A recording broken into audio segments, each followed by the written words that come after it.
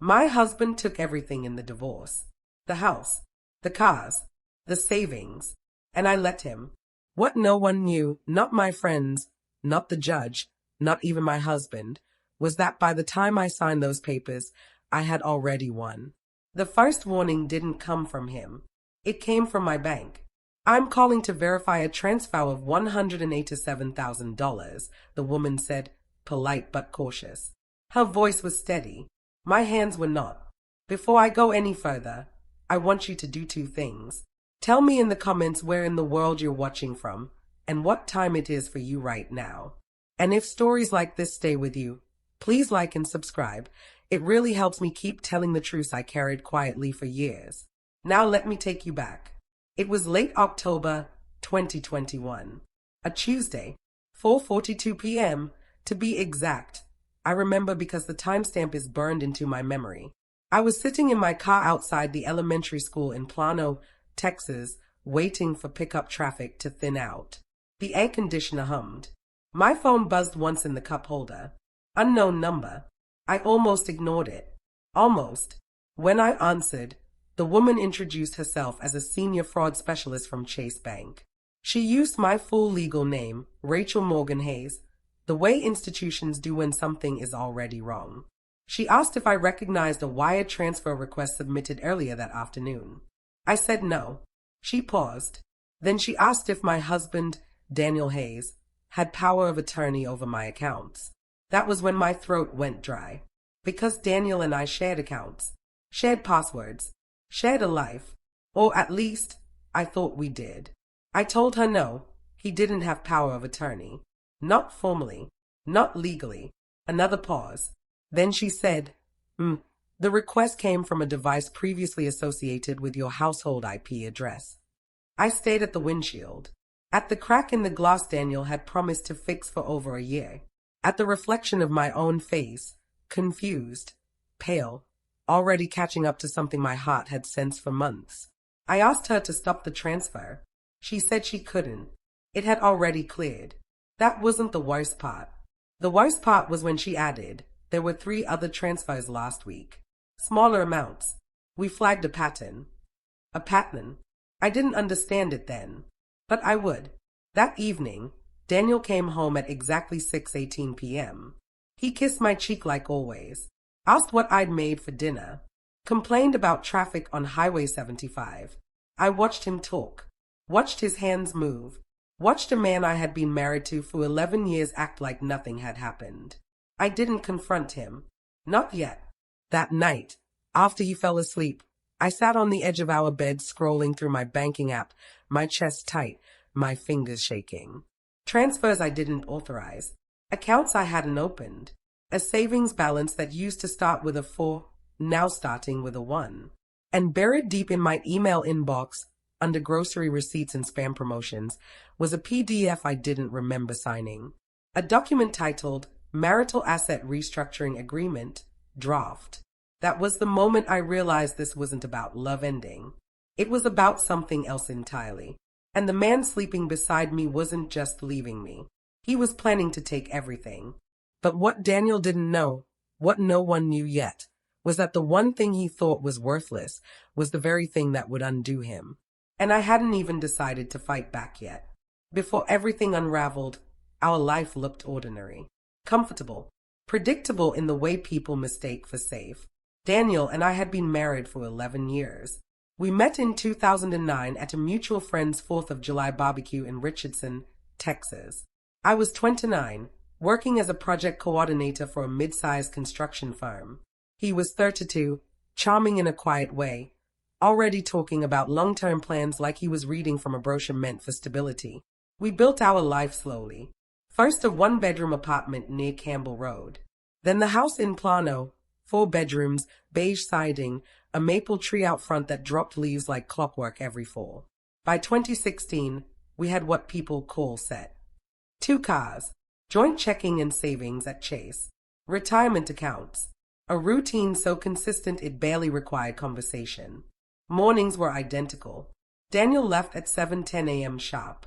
I left at 7:45. We texted around noon, nothing romantic, just don't forget milk or running late. At night, we ate on the couch. Netflix. Phones face down. The quiet kind of marriage that doesn't fight because it doesn't talk. And I trusted him. I handled most of the bills. I scheduled repairs. I tracked our spending. Daniel liked that. He used to say, "You're better with details." I didn't understand then how dangerous that sentence was. In March of 2021, Daniel suggested we simplify our finances. He said it casually, one Sunday morning while rinsing dishes. "Too many accounts," he said. "It's messy. Let's streamline." I didn't question it. Why would I? We consolidated 2 savings accounts into one. Closed an old credit card in my name. Moved some funds into what he called a high-yield option. He handled the paperwork. I signed where he pointed. "Just housekeeping," he said. "Sign it. It's just paperwork." That was the first line I should have remembered. Around the same time, Daniel started staying late at work. Not dramatically, just an hour here, 90 minutes there. He said there was a reorganization coming, opportunities opening up. I supported him. I always did. But something subtle shifted. He stopped asking before making purchases. Stopped looping me into emails from our bank. Stopped leaving his laptop open on the kitchen counter like he used to. Once, in June, I walked in while he was on the computer. He closed the screen too fast. Smiled too quickly. "Work stuff," he said. I believed him. That summer, I noticed small things. ATM receipts in his pockets. Bank notifications silenced on his phone. A new folder on his desktop labeled 2021 Docs. When I asked what it was, he said, "Taxes." Boring. I didn't push, because nothing felt explosive. Nothing felt like betrayal. It felt like drifting. In August, I tried to log into our savings account and got an error message. I assumed it was a system glitch. Later that night, Daniel said Chase was updating security and he'd already taken care of it. "You worry too much," he said gently. That was the second line. By September, I felt it in my body before my mind caught up. A tightness in my chest when he picked up his phone. A dry throat when money came up. A sense that decisions were being made without me. Still, I told myself the same thing over and over. This is what marriage looks like after 10 years. Quiet. Efficient. Less talking. I didn't know yet that efficiency was the point. I didn't know yet that while I was maintaining our home, our routines, our trust, Daniel was quietly redrawing the map. And the worst part? I was helping him do it. Because the last thing I believed, the last thing I would have sworn under oath, was that my own husband was preparing to erase me financially before erasing me emotionally. But that belief wouldn't survive what I found next. The first real crack didn't come from a confession. It came from a piece of mail that wasn't meant for me. It was a Thursday morning in early October 2021. 7:32 a.m. Daniel had already left for work. I was halfway through my coffee when I heard the mail slot snap shut. Most days, I sorted the mail without thinking, ads, utilities, nothing urgent. But that morning, one envelope felt heavier than the rest. Thicker, official. It was addressed to Daniel Hayes, from North Star Financial Services. We didn't bank with North Star. At least, I didn't think we did. I stood there for a long second, envelope in my hand, telling myself I shouldn't open it. That it wasn't mine. That this was normal. But something in my stomach tightened. I didn't understand it then, but my body already knew. I opened it. Inside was a statement summary for an account I had never seen before. A brokerage account. Opened in May 2021. Daniel listed as the primary holder. And under authorized user, my name appeared. Not my signature, just my name. The balance made my breath catch. $412,860.17. I sat down at the kitchen table, the chair scraping louder than it should have. My hand started to shake. Not violently, just enough to notice. There were transactions listed. Transfers in, transfers out. Dates jumped out at me. June 14th, July 3rd, August 19th. Amounts that matched withdrawals I remembered seeing leave our joint savings. I flipped the page, hoping for an explanation. Instead, I found a notation near the bottom. Asset redistribution in anticipation of marital dissolution. Marital dissolution. I read it 3 times. Slowly. Out loud. I checked the envelope again. Checked the date. October 4th, 2021. 2 weeks before the bank would call me. 3 weeks before Daniel would ask for a divorce. My chest felt tight, like the air had been thinned without warning. I didn't confront him that night. I needed to be sure. That afternoon, during my lunch break at work, I logged into our Chase account from my office computer. I printed the last 6 months of statements. All of them. Checking, savings, retirement contributions. Action 1, I printed. Action 2, I highlighted. Action 3, I saved copies to a flash drive I kept in my purse. By 3:15 p.m., the pattern was undeniable. Money leaving our joint accounts in chunks. Never enough to trigger immediate alarms. Always routed through intermediary accounts. Like someone who knew exactly how to stay invisible. At 6:27 p.m., Daniel came home. I watched him take off his shoes, wash his hands, ask about my day. My throat was dry. My heart thudded too loud. I asked him casually if we had opened any new investment accounts recently. He didn't hesitate. No, he said. Too fast. That was the 3rd line. Later that night, while he showered, I checked his laptop. I didn't snoop wildly. I searched carefully, methodically. There it was. An email thread with North Star Financial, dated back months. PDFs attached. Forms filled out. And one document that stopped me cold. Limited power of attorney, financial signed electronically. My name typed. My signature forged. I covered my mouth. My chest burned. My hands trembled harder now. I wasn't panicking yet. But doubt had turned solid. This wasn't miscommunication. This wasn't housekeeping. This was preparation. That night, I lay in bed next to my husband, staring at the ceiling, counting the hours. Every breath felt deliberate. I didn't cry. I didn't confront him. I did something else. I started paying attention. Because whatever Daniel was doing, he believed I was still asleep. And that belief, that underestimation, was going to be his first real mistake. I didn't sleep that night. Not really.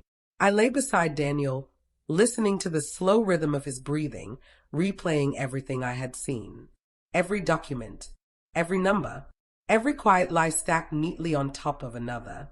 At 5:11 a.m., I got out of bed. Action 1, I made coffee. Action 2, I opened my laptop. Action 3, I logged into my email and searched one word, North Star. What I found next changed everything.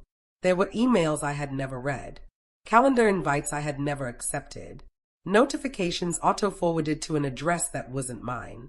Daniel had created a rule in my inbox. Any message containing the words investment, wire, transfer, or account was silently redirected. Out of sight, out of mind. My chest tightened. My hands shook so badly I had to rest them flat on the table. I didn't understand it then, but this wasn't just financial betrayal. It was erasure. By 6:30 a.m., I had uncovered 6 separate accounts. 3 brokerage, 2 savings, 1 LLC holding account under Hayes Consulting Group, registered in Delaware on April 22, 2021. I didn't know my husband owned a company. I clicked through document after document, my throat dry, my eyes burning. Each file confirmed the same thing. Daniel had been preparing for months, quietly moving marital assets into structures that would be harder to trace, harder to reclaim. And then I saw the date that broke me. September 12, 2021. That was our anniversary. While I was making dinner and lighting candles, Daniel had been on a Zoom call with a family law attorney named Mark Feldman, discussing preemptive asset positioning. I closed the laptop. My body reacted before my mind caught up. My stomach twisted. My vision blurred. I slid down against the kitchen cabinet and sat on the floor, breathing shallow, chest tight. That was the lowest point. Not because of the money, though the total now sat just over $930,000, but because of the precision. This wasn't rage. This wasn't impulse. This was someone who had looked me in the face every day and calmly decided I didn't deserve to know. By noon, I called Chase back. I asked for a full audit. I requested timestamps. I requested IP logs. The fraud specialist hesitated. Then she said quietly, I need to be honest with you. She told me Daniel had called twice already that week. Asked questions about transfer limits. Asked how quickly funds could be reclassified during marital separation. Family doesn't sue family, she said, almost apologetically. That line hit harder than it should have. At 3:02 p.m., I received an email from Daniel. Subject line, we need to talk. No explanation. No apology. That evening, he sat across from me at the dining table. Hands folded. Voice calm. I think we've grown apart, he said. I want a clean divorce. Clean. He slid a folder toward me. Inside were draft settlement papers prepared by Feldman and Associates. The house to him. The cars to him. The majority of liquid assets already separate. You won't need this anymore, he added, tapping the page where my name used to matter. I signed nothing. But inside, something collapsed completely. That night, after he moved into the guest room, I cried until my chest hurt, until my throat felt raw, until I couldn't tell whether the pain was grief or shock. I had lost my marriage, my security, my sense of reality, and Daniel believed that was the end of it. What he didn't know, what he couldn't see through his careful planning, was that in trying so hard to control the outcome, he had left behind a trail. And once I finished gathering it, I wouldn't be the one begging anymore. The shift didn't happen in a rush. It happened quietly. The morning after Daniel moved into the guest room, I woke up without tears. My eyes were swollen, my head heavy, but my thoughts were clear in a way they hadn't been for weeks. I didn't feel brave. I felt done. I took the day off work and didn't tell him why. At 9:18 a.m., I sat at the kitchen table with a yellow legal pad and wrote one sentence at the top. What do I know, and what can I prove? That question changed everything. I stopped thinking like a wife. I started thinking like a witness. Action 1. I organized. Every bank statement, every PDF, every email thread went into folders labeled by date. I printed duplicates and hid one set in my car trunk under the spare tire. Another went into a locked drawer at work. Action 2. I documented. I took screenshots of email rules Daniel had created, saved metadata, recorded timestamps showing access from his devices. I photographed the forged power of attorney with my phone, making sure the date and time were visible. Action 3. I called someone Daniel didn't know. Her name was Linda Park, a forensic accountant based in Dallas, recommended quietly by a coworker who'd gone through something similar. I didn't tell her the whole story on the phone. I didn't need to. She asked one question, do you want to understand what happened, or do you want to undo it? I said both. Over the next 10 days, I moved carefully, calmly, like someone handling glass. Linda confirmed what I already suspected. Daniel hadn't just hidden assets. He'd commingled them, moved them through entities, and labeled them prematurely as separate property. That's mistake number 1, she said. The second mistake was arrogance. Daniel assumed I'd panic, that I'd hire the first divorce lawyer I found and storm into court demanding everything back. He assumed emotion would make me sloppy, so I stayed quiet. When he asked if I'd spoken to an attorney, I said no. When he suggested mediation, I nodded. When he said, this doesn't have to get ugly, I didn't respond. Sign it. It's just paperwork, he said again one night, sliding revised settlement drafts across the counter. I smiled faintly. Inside, my chest was steady. My hands didn't shake anymore. What Daniel didn't know was that I had already spoken to Karen Whitmore, a family law attorney in Collin County who specialized in asset tracing and financial abuse. I didn't hire her yet. I listened. She told me something I'll never forget. Sometimes the strongest position is letting someone believe they've won. That was when the plan took shape. Not revenge, not destruction. Timing. We let Daniel finalize his narrative.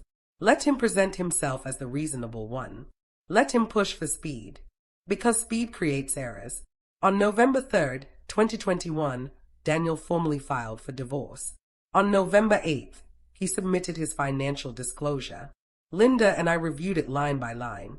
Accounts missing, entities forgotten, balances understated, 3 strategic mistakes.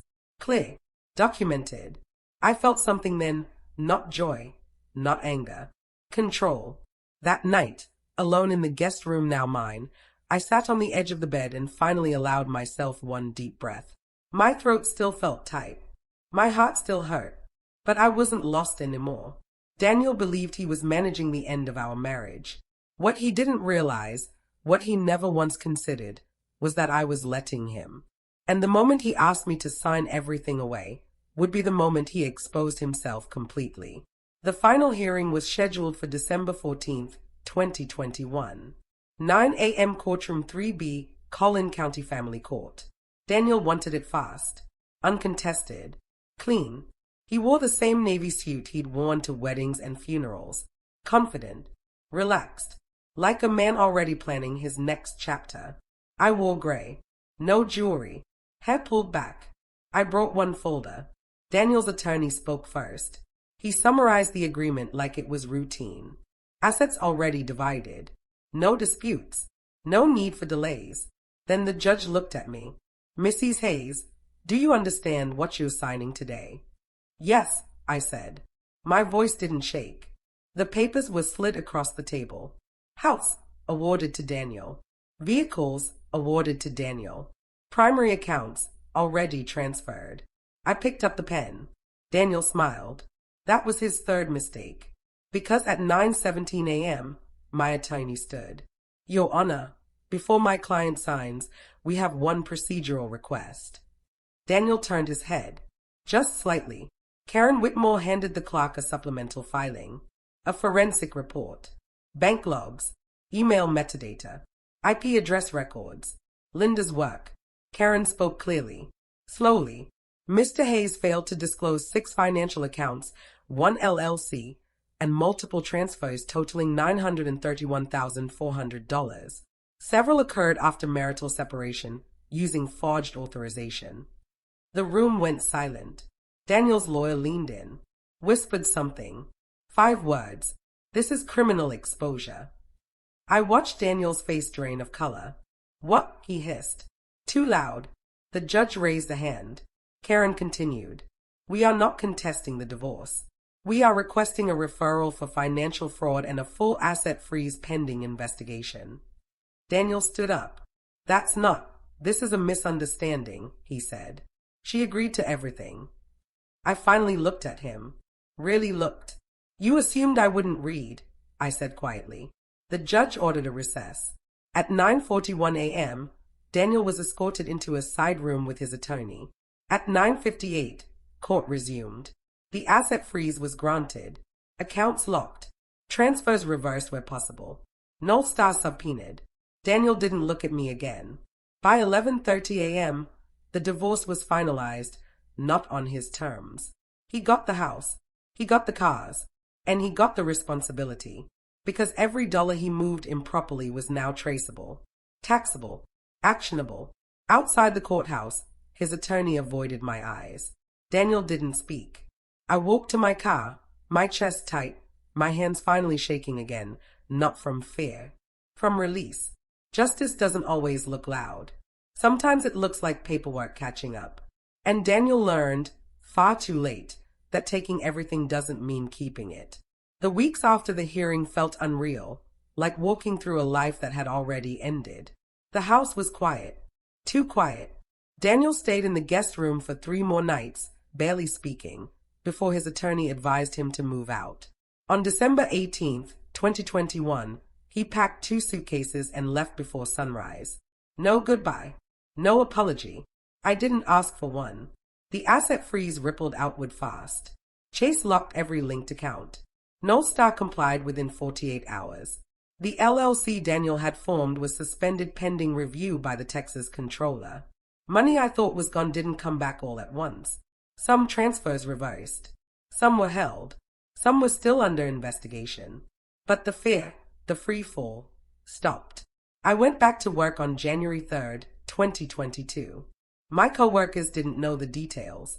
They just knew I'd lost weight, that my voice sounded steadier than it had before.